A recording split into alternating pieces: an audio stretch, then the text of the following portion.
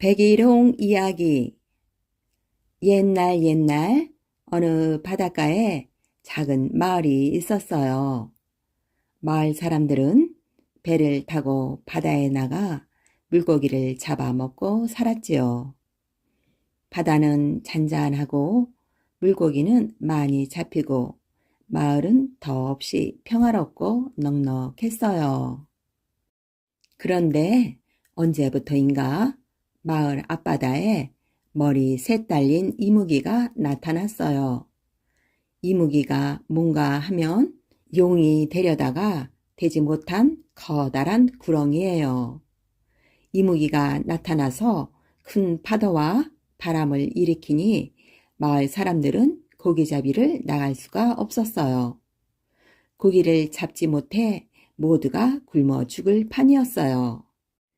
그래서 이국리 저국리 하다가 해마다 처녀를 한 사람씩 이무기에게 바치게 되었어요. 이상하게도 처녀를 이무기에게 바친 그 해부터 바다가 예전처럼 잔잔해졌어요. 처녀를 안 바치면 마을 사람 모두가 굶어 죽게 생겼고 처녀를 바치면 예전처럼 고기잡이를 할 수 있잖아요. 그래서 마을 사람들은 해마다 처녀를 한 사람씩 뽑아 이무기에게 바쳤지요. 그러던 어느 해였어요. 그 해에 이무기에게 바칠 처녀는 마을에서 착하고 예쁘기로 소문난 처녀였어요. 그 처녀는 어머니 없이 아버지와 단둘이 살고 있었지요. 내가 없으면 우리 아버지는 어떡하나. 처녀는 아버지 걱정에 부엌에서 눈물 짓고 아버지는 꽃처럼 고운 딸이 애처로워서 한숨만 푹푹 쉬었지요. 처녀를 이무기에게 바치는 날이 되었어요. 바닷가 바위 위에 음식상이 차려졌어요. 처녀도 고운 옷을 입고 그 옆에 나와 앉았지요. 처녀도 울고 처녀의 아버지도 울고 그것을 보고 마을 사람들도 모두 울었어요. 그때 못 보던 배가 한 척 마을에 들어왔어요. 늠름하게 잘생긴 청년이 배에서 내렸는데 청년이 보니까 마을이 온통 울음바다였어요. 그래서 이상하게 생각하고 마을 노인에게 까닭을 물었지요. 할아버지, 바닷가에 진수성찬을 차려놓고 아름다운 처녀도 울고 마을 사람도 모두 울고 있는데 도대체 무슨 일입니까? 노인은 이제까지의 일을 자세히 얘기했지요. 산 사람을 그깟 이무기에게 선선히 내어놓다니 이게 말이나 되는 일입니까? 제가 이무기와 한번 싸워보겠습니다. 청년은 처녀 대신 처녀의 옷을 뒤집어 쓰고 바위 위에 앉아 이무기를 기다렸지요. 조금 뒤 하늘이 컴컴해지며 바다 한가운데서 커다란 물보라가 일기 시작했어요. 머리 셋 달린 이무기가 나타난 거예요. 이무기가 처녀 쪽으로 다가오더니 처녀를 잡아먹으려고 입을 딱 벌렸어요. 그때 얌전히 앉아있던 청년이 벌떡 일어나서 외쳤어요. 네 이놈! 내가 너를 용서치 않겠다! 청년은 이무기에게 칼을 휘둘렀어요. 둘이서 뒤엉켜서 싸우는데 이무기도 대단했지만 청년이 워낙 날쌔고 용감했지요. 이무기는 머리 셋 중에서 2개나 잘려나간 채 피를 뚝뚝 흘리며 바닷속으로 사라졌어요. 청년이 이무기를 물리치자 마을은 이제 잔치판이 되었어요.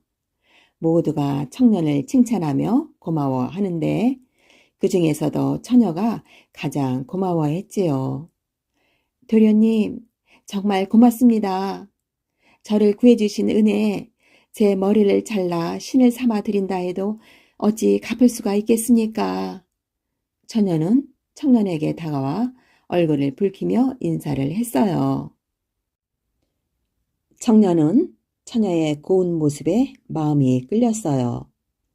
아가씨, 이무기가 죽지 않았으니 마음이 놓이지 않습니다. 제가 이무기를 찾아내어 죽이고 돌아오겠습니다. 청년은 다시 배를 타고 바다로 나가면서 말했지요. 이무기를 죽이고 돌아올 때에는 흰 돛을, 자기에게 무슨 일이 생겼을 때는 붉은 돛을 달고 오겠다고 말이에요. 그날부터 처녀는 청년을 기다렸지요. 바닷가 높은 언덕 위에 올라가 바다를 바라보며 오늘 오실까 내일 오실까 기다리고 또 기다렸어요. 그렇게 하루 이틀 사흘이 지나고 어느덧 100일째 되는 날이 되었어요. 멀리 수평선 위로 배가 한 척 들어오는데 꼭 청년이 담배 같았어요. 어떤 돛을 달고 오실까? 흰 돛이어야 할 텐데 만약에 붉은 돛을 달았다면 난 몰라. 처녀는 그 배를 뚫어져라 바라봤지요. 배가 점점 가까이 오는데 이게 무슨 일인가요? 돛은 피처럼 붉은 빛이었어요. 처녀는 하늘이 무너지는 것 같았어요. 그래 그만 그 자리에 쓰러져 숨이 멎어 버렸어요. 배가 바닷가에 닿더니 청년이 훌쩍 배에서 뛰어내렸어요. 제가 이무기를 죽이고 돌아왔습니다. 청년이 자랑스레 외쳤어요. 하지만 처녀는 이미 죽은 뒤였지요. 청년이 이무기를 찾아 목을 베었는데 그때 이무기의 피가 돛에 뿜어진 걸 몰랐던 거예요. 마을 사람들은 처녀를 묻어 주었지요.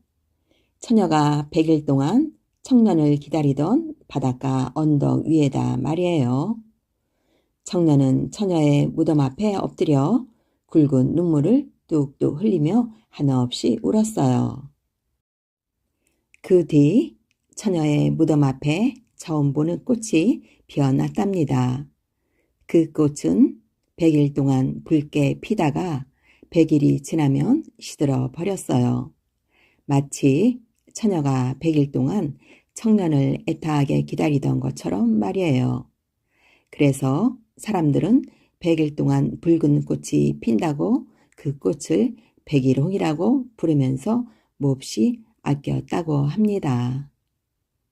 새끼 서발로 장가든 총각.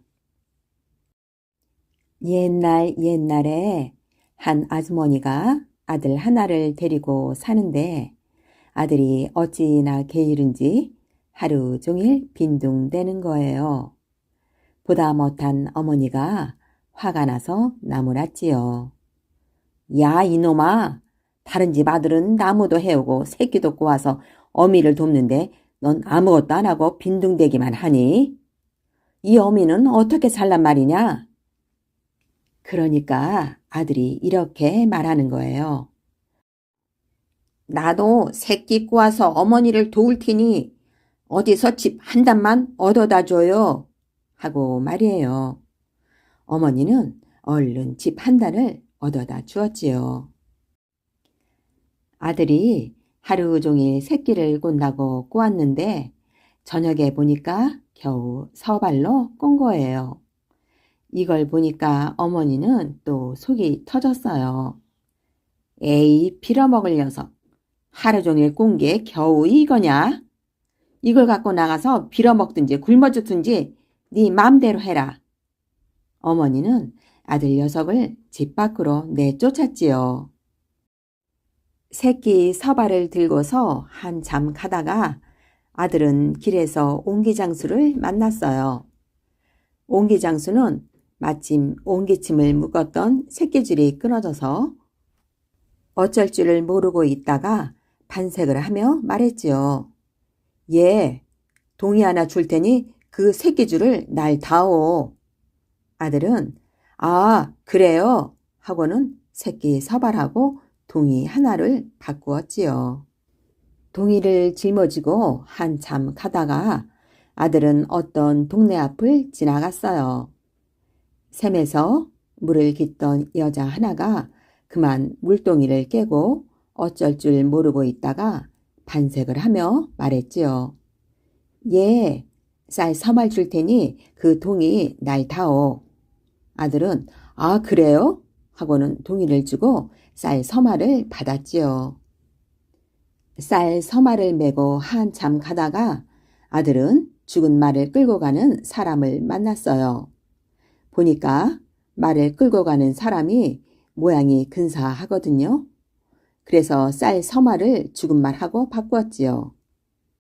죽은 말을 끌고 한참 가다가 아들은 주막에 묻게 되었어요. 마구간이 있기에 아들은 죽은 말을 주막 마구간에 맸지요. 그랬는데 그 집 말이 죽은 말을 발로 차서 넘어뜨렸어요. 이것을 보더니 아들은 내 말 살려내라 고 야단야단을 했어요. 그랬더니 주막집 어른이 얼른 자기 집 말을 주는 거예요. 말을 끌고 한참 가다가 아들은 죽은 처녀를 지게 지고 가는 사람을 만났어요. 보니까 죽었지만 인물이 고운 처녀였어요. 이 말하고 그 처녀하고 바꿉시다 하니까 그러자 하고 하는 거예요. 그래서 아들은 산말을 주고 죽은 처녀를 받았지요. 죽은 처녀를 지게에 앉혀서 지고 가다가 아들은 샘 앞에 가서 지게를 벗어놓고 쉬고 있었어요. 그런데 처녀의 자태가 고우니까 동네 각시랑 처녀들이 지게 위에 있는 처녀를 보려고 서로 밀치며 야단이었어요. 그러다가 그만 지게의 작대기를 걷어차서 지게가 넘어져서 지게 위에 있는 처녀가 샘 속으로 붕덩 빠진 거예요. 샘에서 건져내 보니까 처녀가 죽어 있는 거 아니겠어요? 그걸 보더니 아들은 처녀 살려내라 며 야단을 했지요. 동네 사람들이 모여서 한참 의논을 하더니만 동네에서 가장 예쁜 처녀를 뽑아서 주면서 제발 이 처녀를 데리고 가다오 하며 사정사정 하는 거예요. 아들은 할 수 없다는 듯이 그 처녀를 데리고 자기 집을 향해 갔지요. 한참 가다가 다리도 아프고 해서 아들은 고갯마루에서 쉬고 있었지요. 마침 비단 장수가 말에다 커다란 비단짐을 싣고 가다가 보니까 미련하게 생긴 녀석이 예쁜 처녀를 데리고 가는 거예요. 처녀를 빼앗고 싶은 욕심에 비단 장수는 슬쩍 말을 걸었지요. 야, 우리 수수께끼 내기 하나 해볼까나? 내가 지면 이 비단짐하고 말까지 주고 내가 지면 그 처녀를 내게 다오. 그러니까 아들이 아, 그럽시다 하는 거예요. 비단 장수는 얼씨구나 싶어 그럼 내가 먼저 해봐라 했지요. 아들은 예, 그러지요 하더니 집 한 단위 새끼 서발, 새끼 서발이 죽은 말 하나, 죽은 말 하나가 산말 하나, 산말 하나가 죽은 처녀 하나, 죽은 처녀가 산 처녀 된 것이 뭐요? 하는 거예요. 비단 장수가 답을 생각해 보는데 아무리 생각을 해도 모르겠어요. 생전 들어보지 못한 수수께끼라 답을 알 수가 있어야지요. 그래서 비단 장수가 아이고 모르겠다 하니까 아들이 그럼 당신이 줬으니 비단짐 이리 내놓으시오 하는 거예요. 비단 장수는 할 수 없이 비단 바리에 말까지 통째로 다 주고 말았어요.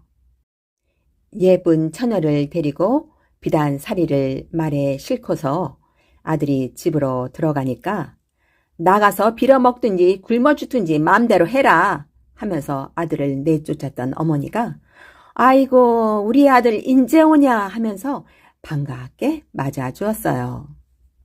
아들은 예쁜 처녀하고 혼인해서 아들 낳고 딸 낳고 언제까지나 행복하게 잘 살았대요. 파리 공주. 아주 아득한 옛날 아름다운 궁궐에 임금님과 왕비님이 살았어요. 임금님과 왕비님은 듬직한 왕자를 얻는 것이 소원이었습니다. 왕비님은 간절한 마음으로 기도를 올렸지요. 제발 왕자를 낳게 해주십시오. 얼마 뒤 왕비님은 아기를 낳게 되었어요. 하지만 아기는 왕자가 아니라 어여쁜 공주였어요. 고운 비단 이불 속에서 공주는 무럭무럭 자랐습니다. 다음 해에도 또 그 다음 해에도 왕비님은 계속해서 공주를 6명이나 낳았어요. 왕비님은 더욱 정성껏 기도를 올렸어요. 이번에는 꼭 왕자를 낳게 해주십시오. 10달이 지나서 왕비님은 아기를 낳았어요. 하지만 이번에도 어여쁜 공주였습니다. 아무도 7째 공주가 태어난 것을 기뻐하지 않았어요. 이번만은 왕자가 태어나기를 기다리던 임금님도 화가 났지요.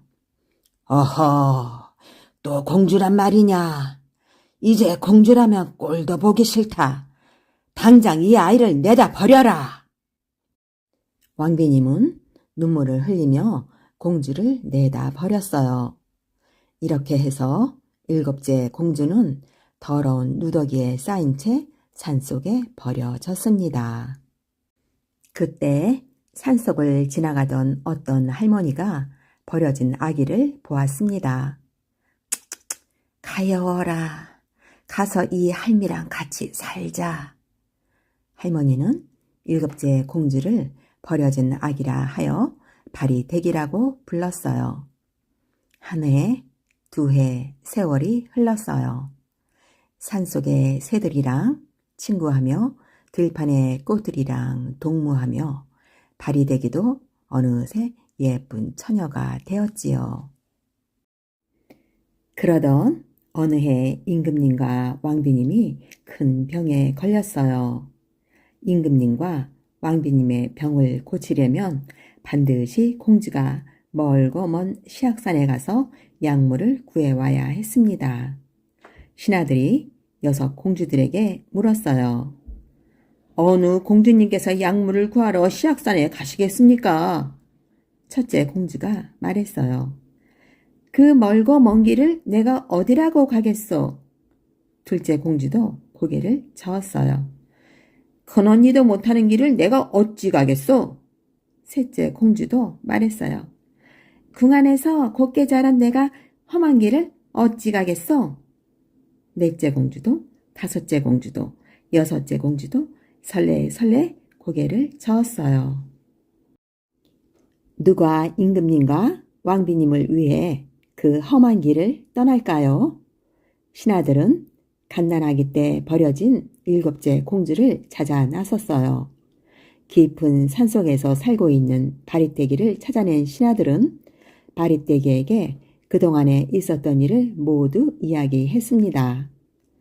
아가씨는 갓난아기 때 버림받은 7째 공주님이십니다.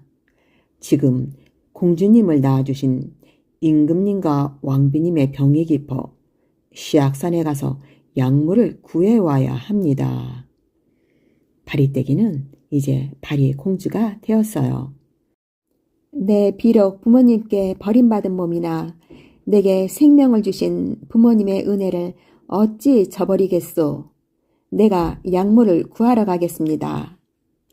그리하여 바리공주는 궁궐에 와서 임금님과 왕비님을 배웠어요. 아, 몇 년 만에 부모님을 만난 것인가요? 그러나 낳아주신 부모님을 만난 기쁨도 잠깐. 바리공주는 시악산의 약물을 찾아 멀고 먼 길을 나섰어요. 시악산은 어디에 있을까요?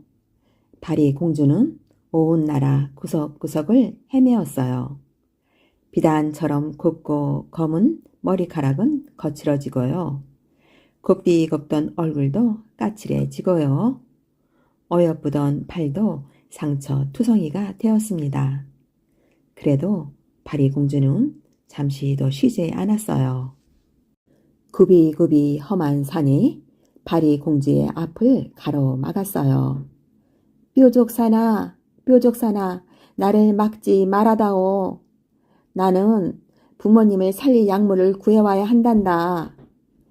파리공주가 이렇게 애원하니 까마득한 바위가 열리고 길이 생겼습니다. 파리공주는 뾰족산을 헤치고 나와 바닷가에 다다랐어요.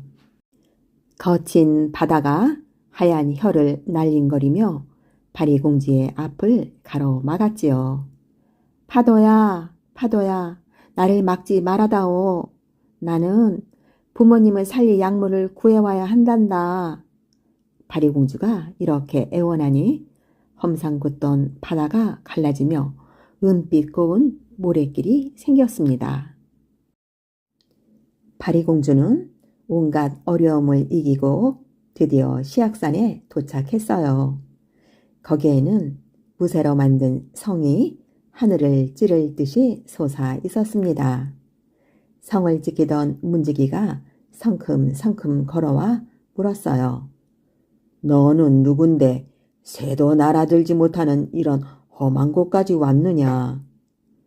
저는 파리공주입니다. 부모님께 드릴 약물을 구하러 왔어요. 그래? 물값은 가지고 왔느냐? 아니요. 그럼 약값은 가지고 왔느냐? 아니요. 파리공주는 고개를 설레설레 저었어요. 그렇다면 나와 함께 살면서 날 없는 낫으로 나무를 3년 해주고 밑 빠진 독에 물을 3년 길어주고 저 앞산을 깨트려 불씨를 3년 묻어주면 약물을 주겠다. 파리공주는 문지기에게 날 없는 낫으로 나무를 3년 해주고 밑 빠진 독에 물을 3년 길어주고 앞산을 깨트려 불씨를 3년 묻어주었어요. 그러는 동안 파리공주는 문지기와 결혼하여 문지기의 아들을 9이나 낳았습니다. 이렇게 9년 동안 물값, 약값을 모두 치른 파리공주는 남편인 문지기와 함께 약물을 뜰어 시악산에 올랐어요. 길가에는 온갖 꽃들이 활짝 피어 있었습니다. 파리공주가 하얀 꽃을 보며 물었어요. 이것은 무슨 꽃이지요? 그것은 살살이 꽃이라오.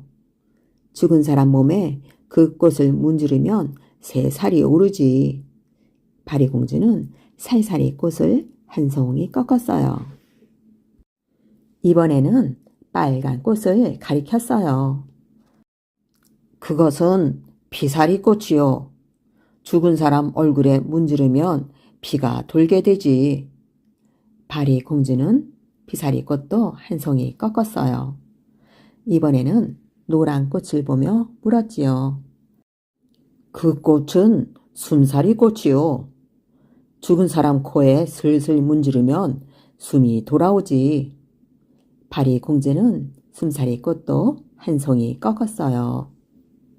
파리공주는 약물과 꽃 3송이를 가지고 남편인 문지기와 9 아들을 데리고 궁궐로 돌아왔어요.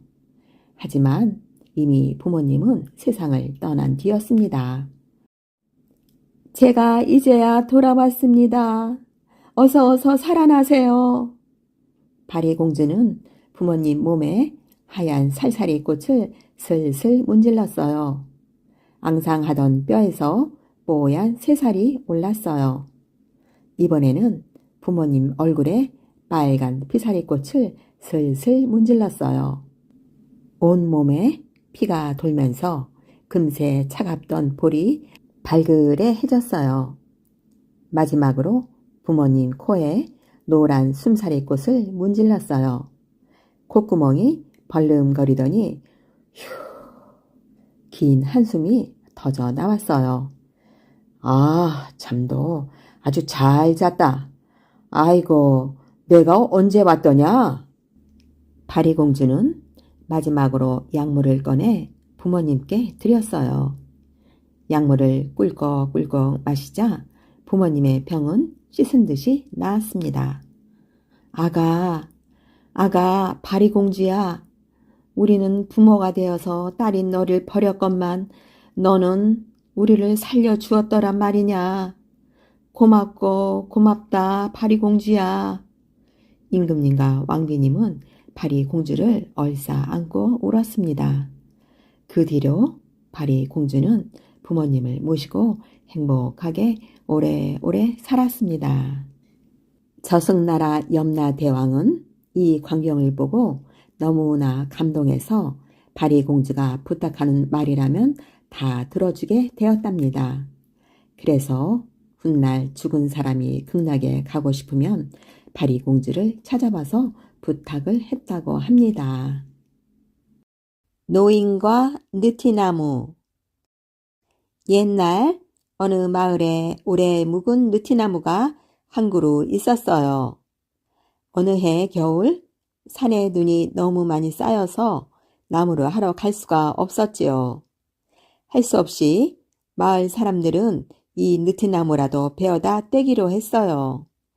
그런데 이 마을에 사는 할아버지가 막아서더니 여보게, 오랫동안 우리 마을 사람들과 함께 살아온 나무를 어떻게 벤단 말인가? 이러겠지요. 그럼 이 추운 겨울을 뗄 나무 없이 어떻게 지내요? 하니까 차라리 우리 집 행랑채를 헐어다가 나눠 떼게나 하는 거예요. 그래서 느티나무는 그냥 두고 할아버지네 행랑채를 헐어서 겨울을 났어요. 이듬해 봄이 되었는데 할아버지는 농사를 지을 수가 없었어요. 농사를 지으려면 머슴이 있어야 하는데 머슴이 들어와서 살 행랑채가 없으니까요. 아무도 머슴을 살겠다고 찾아오질 않는 거예요. 그런데 하루는 웬 떡거머리 총각이 찾아와 머슴을 살겠다고 했어요. 우리 집에는 행랑채가 없어서 밤에 잘 데가 없다네 했더니 낮에는 일하고 밤에는 우리 집에 가서 자면 돼요 하는 거예요. 이렇게 해서 이 총각이 날마다 와서 일을 해주는데 일을 보통 잘하는 게 아니었어요. 혼자서 2~3명 몫을 해냈으니까요. 가을 거지를 하고 나니까 총각이 꾸벅 인사를 했어요. 저는 이제 그만 가보겠습니다. 그동안 고마웠네. 자네 덕분에 농사가 잘 되었어. 할아버지가 사경을 쳐주려고 하니까 총각이 그만두세요. 저는 은혜를 갚으려고 일한걸요 하는 거예요. 은혜라니? 할아버지가 이렇게 물으니 총각은 벌써 사라지고 없었어요. 그 뒤로도 할아버지네는 해마다 농사가 잘 되었어요. 동네 사람들은 그게 다 느티나무 덕분이라고 말을 했어요.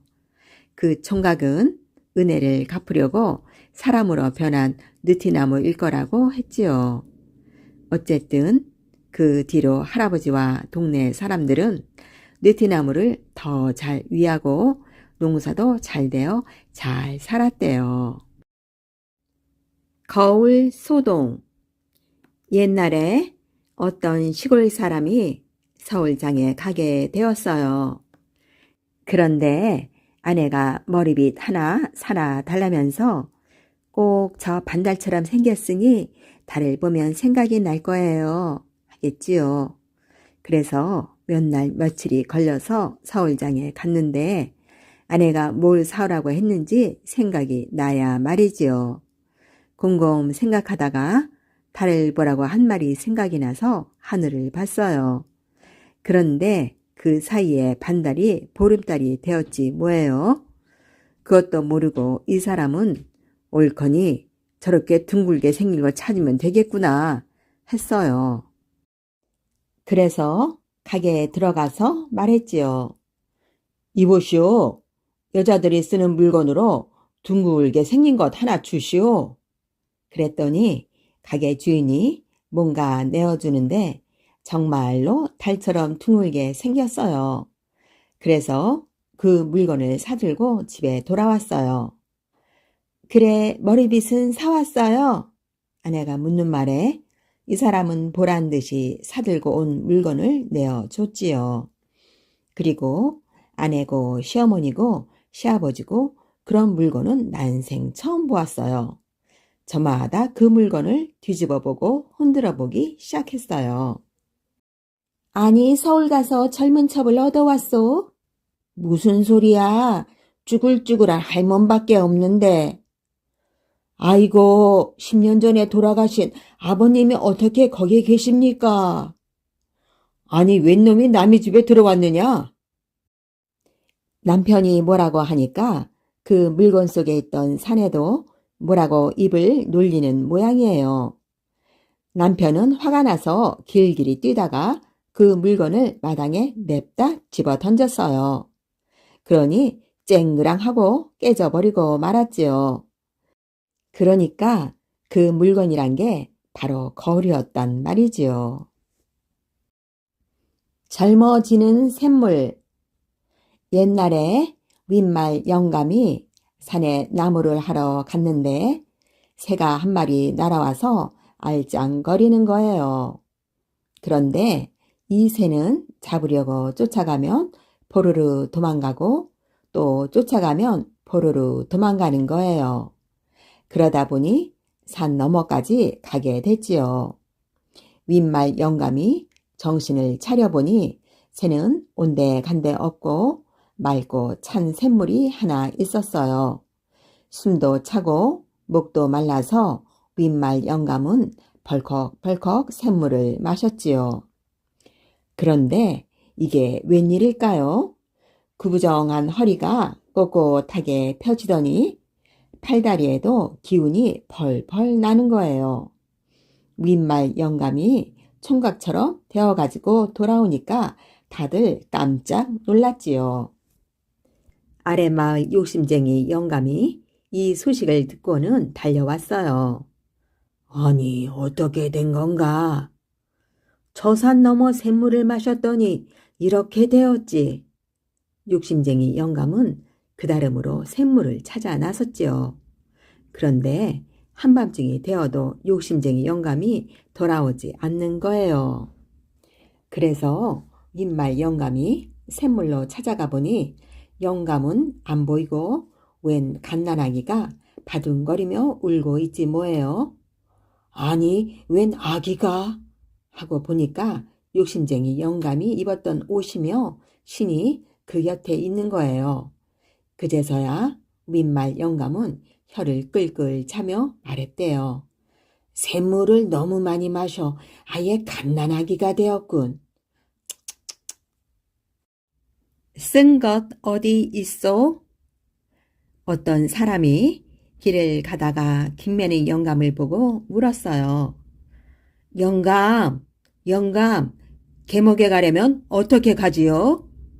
그러니까 영감이 하는 말이 계목에 가려면 개 귀를 잡고 개 코로 올라가면 가깝고 꼬리를 잡고 똥구멍 쪽으로 올라가면 멀지 이랬어요. 길 가던 사람은 영감이 자기를 놀리자 화가 났어요.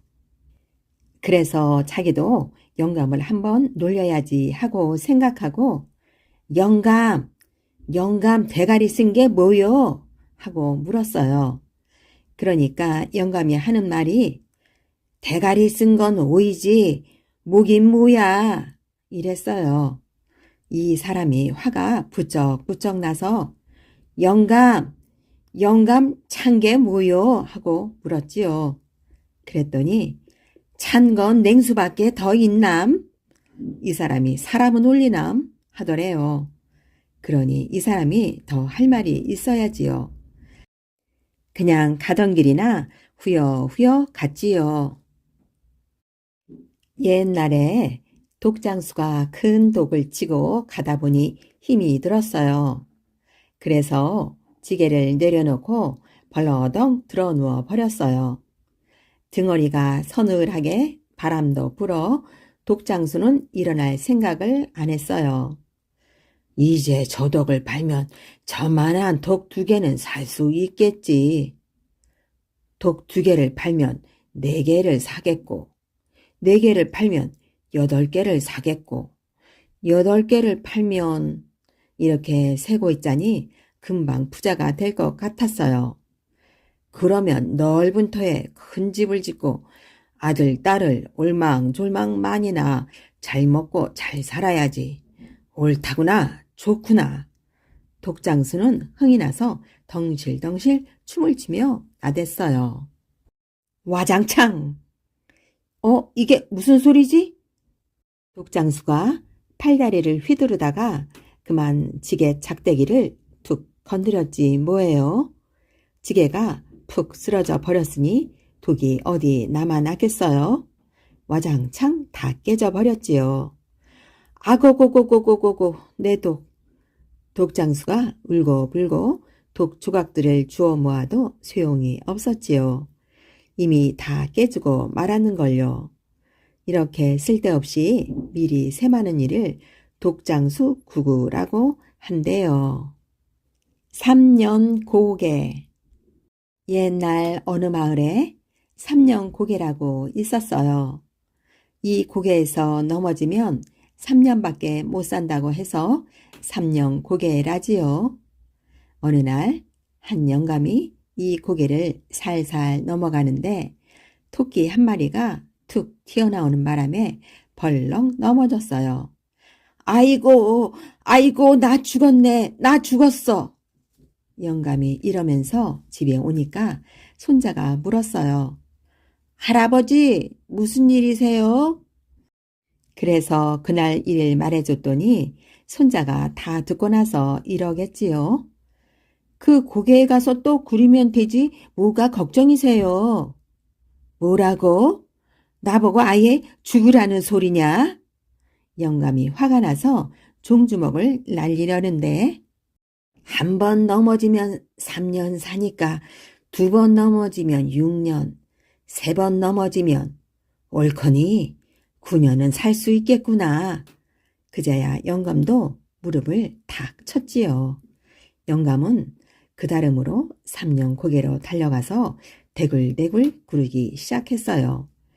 아마 지금까지도 구르고 있을걸요. 목. 어떤 사람이 길을 가다가 냇물을 만났어요. 냇물을 건너야 하는데 얼마나 깊은지 알 수가 있어야지요. 마침 막 건너온 사람이 있어서 물었어요. 냇물이 어디까지 찹니까? 그러니까 목까지 닿습니다 하잖아요. 이 사람은 어이구 물이 깊구나 하고는 옷을 훌훌 다 벗고 냇물 속으로 들어갔어요. 그랬더니 물이 발목에서 찰랑찰랑 하는 거예요. 이 사람이 화가 나서 여보시오, 물이 겨우 발목까지 닿는데 왜 목까지 닿는다고 했소? 하고 따졌지요. 그랬더니 이 사람이 하는 말 좀 들어보세요. 발목은 목이 아니고 뭐요? 어떤 사람이 길을 가다가 주먹을 꼭 쥐고 뛰어가는 사람을 만났어요. 여보시오, 뭘 쥐고 그렇게 뜁니까? 하고 물으니까 금 쥐고 뜁니다. 그러겠지요. 웬 금이요? 하니까 손금이요 하더래요. 뿌리. 어떤 사람이 길을 가는데 웬 영감이 웅크리고 앉아 뭘 파고 있더래요. 영감, 영감 뭘 그리 파오? 하고 물으니까 뿌리요 하겠지요. 뭔 뿌리요? 하니까 거짓 뿌리요 하더래요.